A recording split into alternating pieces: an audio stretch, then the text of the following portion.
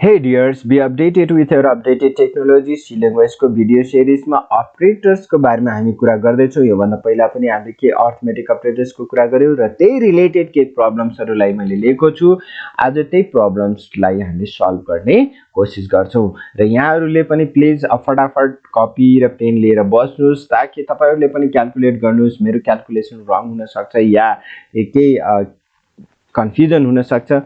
So मैले यहाँहरुलाई मेरो editors कम्पाइलर्समा लगिसके र यो भन्दा पहिलाको भिडियो हामी के कसरी फ्लोट गर्ने के गर्ने भन्ने कुराहरु गरेका थियौं।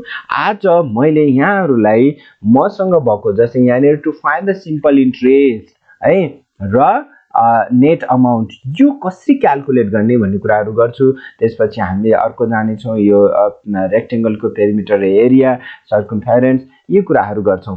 र अब यसमा तपाईहरुले हेर्नुस् त सबभन्दा सुरुमा हामीले हेर्ने भनेको हाम्रो प्रब्लम हो। प्रब्लमलाई अन्डरस्ट्यान्ड गर्नुस्। हामीले के पत्ता लगाउनु पर्ने छ सिम्पल इन्ट्रेस्ट है। जस्तै यसको कुरा गर्ने भने सिम्पल इन्ट्रेस्ट पत्ता लगाउनु पर्ने छ। सिम्पल इन्ट्रेस्टको फर्मुला छ हामीसँग। यदि यसरी तपाईले एनालाइज गर्न सक्नुहुन्छ भने यहाँनिर के तपाईलाई चाहिरहेछ इनपुट के लिनुपर्ने त्यो कुरा हामीले मजाले बुझ्न सक्छौं। जस्तै यहाँ अब मैले एकछिनको लागि यहाँनिर सिम्पल इन्ट्रेस्ट को फर्मुला लेख्छु है।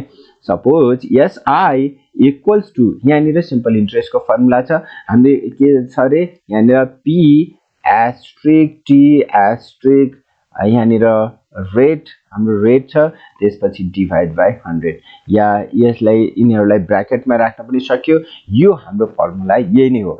अब यसमा हाम्रो यो सिम्पल इन्ट्रेस्ट क्याल्कुलेट गर्नको लागि हामीलाई चाहिने भ्यालु के हो त यो p को भ्यालु चाहियो t को भ्यालु चाहियो र r को भ्यालु हो। यसको यो तीनटाको भ्यालु चाहिँ हामीले लिनु पर्यो है।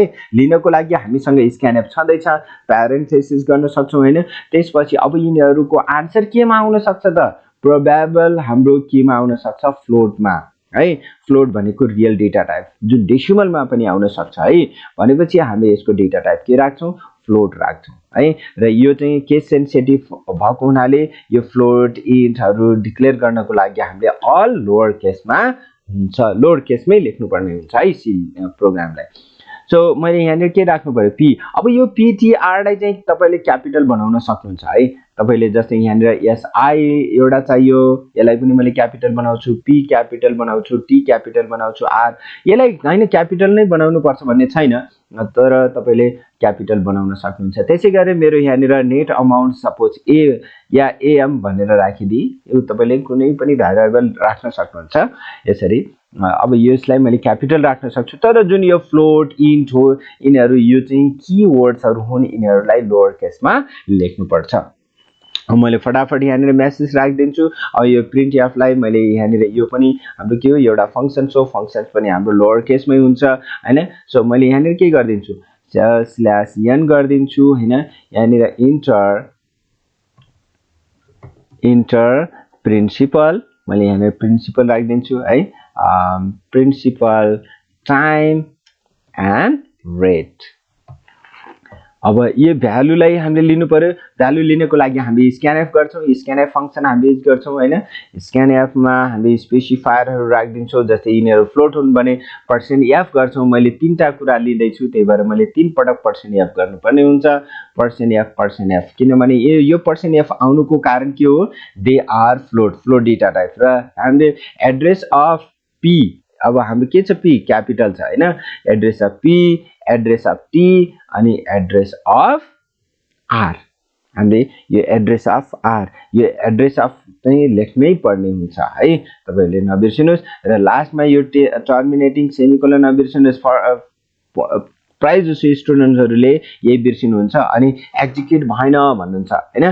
त्यसपछि अब यसलाई क्याल्कुलेसन गर्नुस्। सो सिम्पल इन्ट्रेस्ट हाम्रो क्याल्कुलेसन यही फर्मुला राखिदिनुस् तपाईले फटाफट हैन p asterisk t asterisk r divide by 100 तर यहाँनिर यसलाई पनि टर्मिनेटिङ सेमिकोलनले क्लोज गरिदिनुस्। त्यसपछि हामीसँग नेट अमाउन्ट छ। नेट अमाउन्ट कसरी आउँछ त्यही फर्मुला दिएकै छ सिम्पल इन्ट्रेस्ट प्लस हाम्रो प्रिन्सिपल। यदि यति गर्नुभयो भने अब यिनीहरूलाई प्रिन्ट पनि गर्नु पर्यो, हामीले डिस्प्ले पनि गर्नु पर्यो के रे युजर्सको लागि हैन। सो प्रिन्ट एफले डिस्प्ले गर्छ अन द स्क्रिन। अब यहाँनिर हामीले मजाले भ्यालु मजाले तपाईले आफ्नै फर्मेटमा राख्न सक्नुहुन्छ, कसरी प्रिन्ट गर्न सक्नुहुन्छ। सो यहाँनिर द सिम्पल इन्ट्रेस्ट मात्रै लेख्न सक्नुहुन्छ हैन। सो इन्ट्रेस्ट इक्वल्स तपाईले यसरी दिन सक्नुहुन्छ % f, या यसलाई .2f पनि गर्न सक्नुहुन्छ। यो भन्दा पहिलाको भिडियोमा मैले यसको बारेमा क्लियर कुरा गरेको छु। अब यो ठाउँमा हाम्रो के आउनु पर्यो, कसको भ्यालु आउनु पर्यो, सिम्पल इन्ट्रेस्ट। यो क्यापिटल छ भने क्यापिटल नै लेख्नुस् है। तपाईले यहाँनिर डिक्लेरेसनमा क्यापिटल छ भने हरेक ठाउँमा यसको एसआई को भ्यालु क्यापिटल नै हुन्छ। यदि यसमा हाम्रो एसआई यो अप्पर केस लोअर केसमा यो केस सेन्सिटिभ हो। यदि यहाँनिर के गरी हाम्रो स्मल एसआई मा लेखिदिनु भने काम गर्नेवाला छैन है। त्यसै गरी अब हामी यहाँनिर अर्को राखौं प्रिन्ट एफ /n चाहिँ नबिर्सिनुस्, यो अर्को लाइनमा पठाउँछ हैन। सो मैले पनि यहाँनिर /n चाहिँ बिर्सेको रहेछु, ठीक छ। ओके, सो यहाँनिर द नेट अमाउन्ट यहाँनिर लेख्न सक्नुहुन्छ, नेट अमाउन्ट इज भनेर राख्न सक्नुहुन्छ। यसमा पनि %.2f राख्दिनुस्। 2f भनेको डट पछि जम्मा के राख्नु पर्यो रे, हाम्रो दुईटा डेसिमल मात्रै आइज। अब यति गरिसकेपछि हेर्नुस् है, तपाईको यहाँनिर यसले भ्यालु लियो, पहिला युजर्सबाट लिने काम गरे यसले।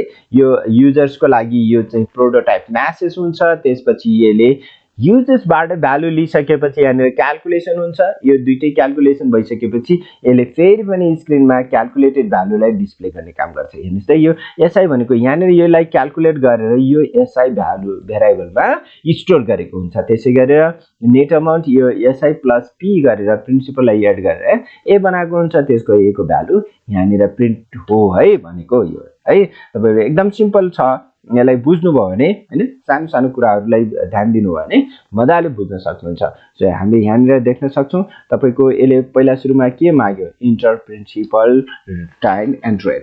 सपोज मसँग अहिले 10,000 को प्रिन्सिपल छ र त्यसपछि टाइम मैले 2 वर्षको लागि दिए र 10% मेरो इन्ट्रेस्ट हो। यदि यति मात्र 10% मात्र त्यो पर्सेन्ट लेखिराख्नु परेन हैन, किनभने हाम्रो त्यसमा 100 ले हामी पहिले कुरा गरिसकेका छौं। र हेर्नुस् त, सिम्पल इन्ट्रेस्ट हाम्रो 2000 हुन्छ र त्यो 2000 प्लस 10,000 गरेर 12,000 यहाँनिर आउटपुट पनि देखाइसक्यो। यसैगरी हामीले अर्को प्रब्लम छ, जस्तै रेक्टेंगुलरलाई पनि तपाईहरुले एनालाइज गर्नुभयो भने यो पनि एकदम सिम्पल छ हैन।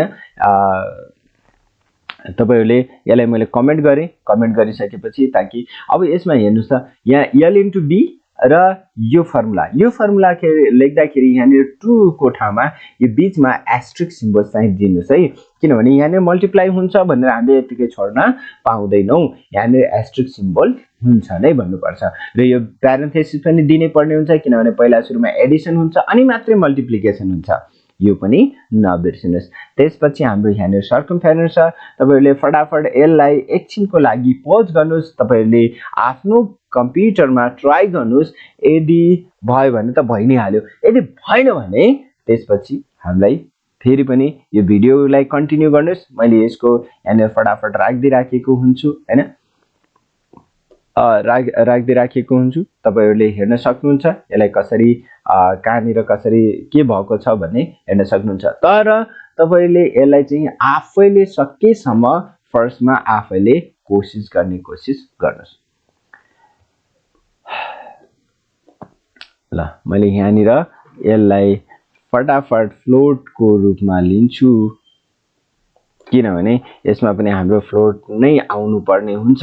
र अब डेटा टाइप हामीले एरिया, एउटा एरियाको लागि हामीले एरिया नै राख्छौं। अहिले मैले सबै लोअर केसमा राखिदिए हैन।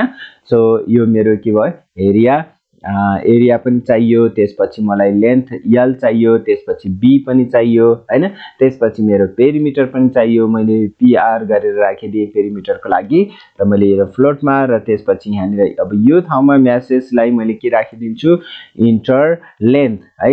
सो यहाँनिर length and breath of a rectangle भनेर लेख्न सक्नुहुन्छ। रेक्टेंगल यसरी र त्यसपछि अब यसमा हाम्रो दुईटा मात्र भ्यालु मैले लिँदै छु भने मेरो यो %f लास्टको यो चाहिएन मैले दुईटा मात्रै एउटा l भनेर लिएको छु लोअर केसमा छ र अर्को b भनेर लिएको छु मैले अब यो नेक्स्ट मलाई चाहिएन हैन सो दुईटा मात्र भ्यालु लिँदै छु त्यही भएर मैले दुईटा l र b दुईटा मात्र f राखे र यो ठाउँमा तपाईहरुले अघिकै फर्मुला राखिदिन सक्नुहुन्छ सो एरिया भनेर राखिराख्छु मैले a मात्र राखेको छैन एरिया भनेको हाम्रो के हो l * b अब सबै लोअर केस भएको हुनाले यहाँ लोअर केसमै लेख्नुस् तपाईले क्यापिटल लेख्न पाउनुहुन्न यदि क्यापिटल लेख्नु भने क्यापिटल नै डिक्लेयर भएको हुनुपर्छ हैन भने काम गर्नेवाला छैन सो यहाँ पेरिमिटर per पर भनेर राखिराख्छु छु मैले भेरिएबल छैन तपाईले यहाँ देख्न सक्नुहुन्छ यो यहाँ जी डिक्लेयर गर्नु भएको छ त्यही नै हो डिक्लेयर नगरिकन हामीले त्यसलाई युज गर्न पाउँदैन डिक्लेरेसन गर्नु भनेको त्यो कन्टेनर बनाउनु हो मेमोरीमा एड्रेस त्यसको लागि ठाउँ स्पेस अकुपाई